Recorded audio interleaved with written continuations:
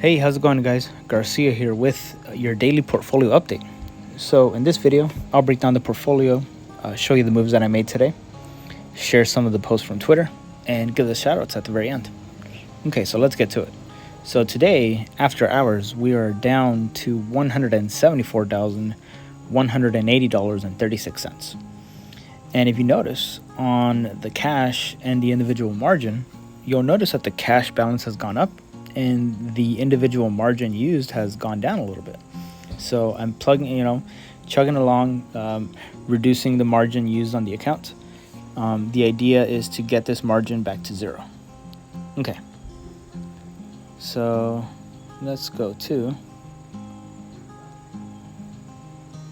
the traditional IRA. So the traditional IRA, we're down 1.2% today.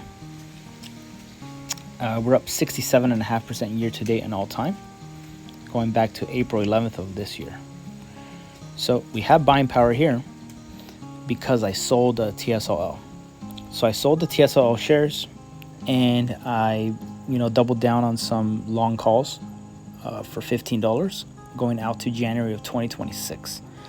And I'll explain why when I go over the big account, the biggest reason why I'm doing this now. I added more Rocket Lab in this account as well. So I'm up to 280 shares and I still have 150 shares of Enovix. All right, in the Roth IRA, we're down 1.4% today. We're up 48% year to date and 47.6% all time, going back to December 22nd of last year. Here we have more buying power because of the TSL that we sold. But instead of TSL calls, because we had a lot more money available here, I actually bought $330 long calls on Tesla going out to June of 2026. So that'll be my exposure to Tesla instead of TSL for now. I added more Rocket Lab here as well. So I increased my position here to 650 shares. And I still have 450 shares of Enovix. Okay. Let's see.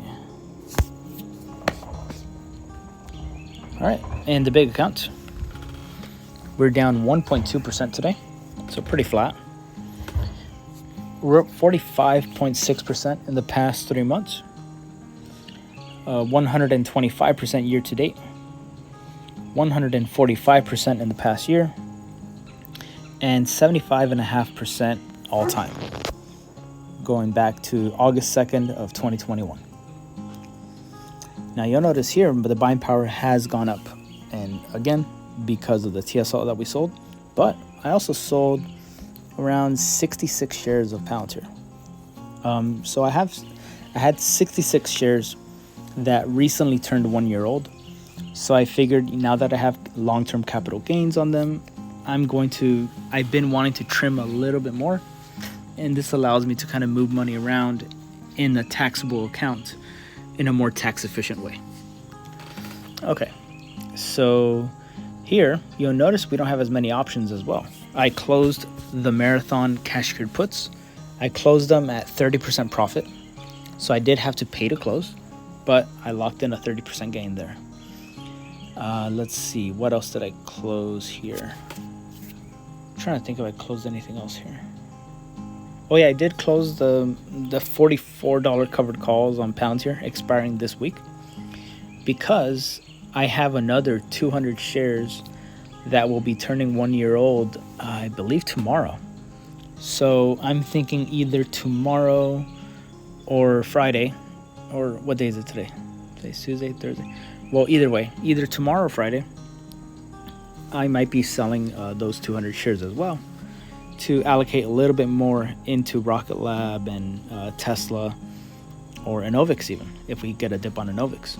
That's always been the plan. The plan has always been to reduce the risk or reduce the single stock risk of the portfolio once it crossed the 150,000 mark. So that is a goal that I set for myself. I'm not trying to say, oh, Palantir is overvalued or I am going to sell everything. This is just the way I'm managing, my own portfolio. Okay. So yeah, so here it looks, yeah, this is how I'm going to be managing it.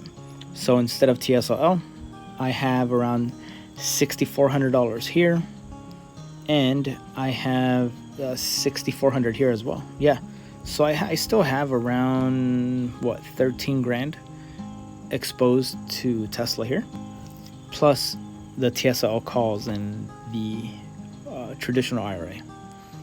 So I still have exposure to Tesla. So I'm still long Tesla. I hope they go up during their earnings. A stock that I have been considering, I am going to look into it a little bit more. But Enphase, it looks like they didn't have a hot earnings. I was considering selling some like $90 cash grid puts. Glad I didn't. But of course, right, hindsight 2020. But anytime that they have tanked after their earnings, I mean, geez, it's been pretty rough. It's been a rough couple of years. But I mean, I just think there might be something worth looking into Enphase. Let's just look at it together. Let's see what their weekly RSI is. So at the weakest point, the weekly RSI was below 30. Pretty dang weak. We're getting there, and we might just see RSI dip below the 30s, and I think that would be the right time to get in. So I think if by Monday morning Enphase is still in the gutter, I might buy a 2026 2027 call on Enphase and go long again. Okay, so I think that'll be it for the portfolio update. Let me know, guys, if you guys have any questions, or drop a comment down below. Let me know what you guys think about the changes that I'm making. So I mean, and that is something I was going to talk about. So the major reason why I sold TSLL in favor of Tesla calls is to do some tax loss harvesting.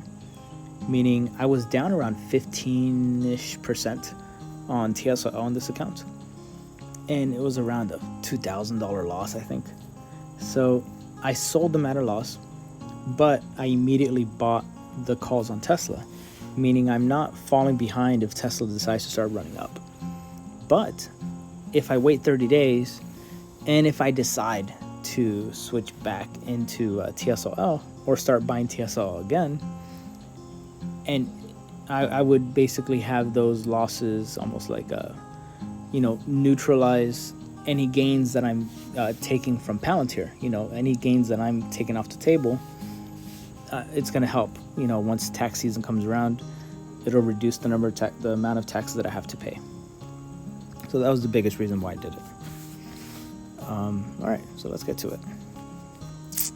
Let's see what's going on Twitter. So apparently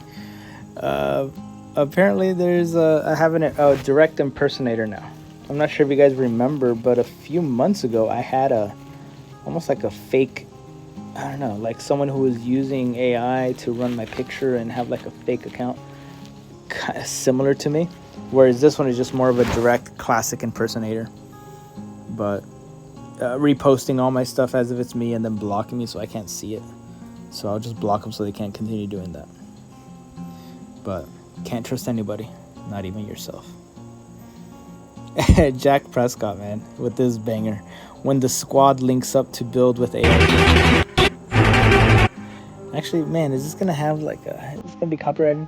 Well, if it is, this part's gonna be muted, guys.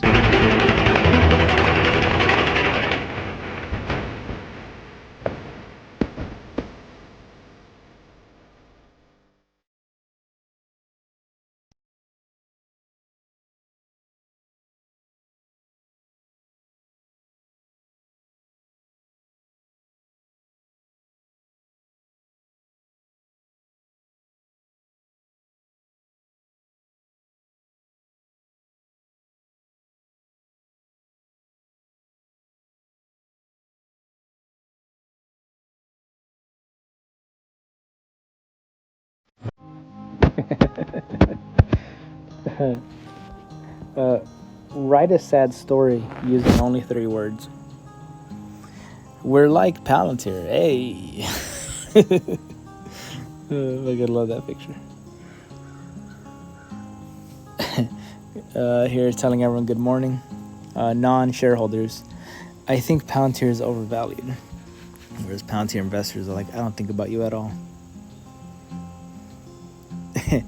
I just voted, guys. And of course I had to vote, write in my candidate for Alexander Karp. Let's go. Alex Karp, 2024. Joe Lonsdale, 2028. Let's do this. Alex Karp during earnings call.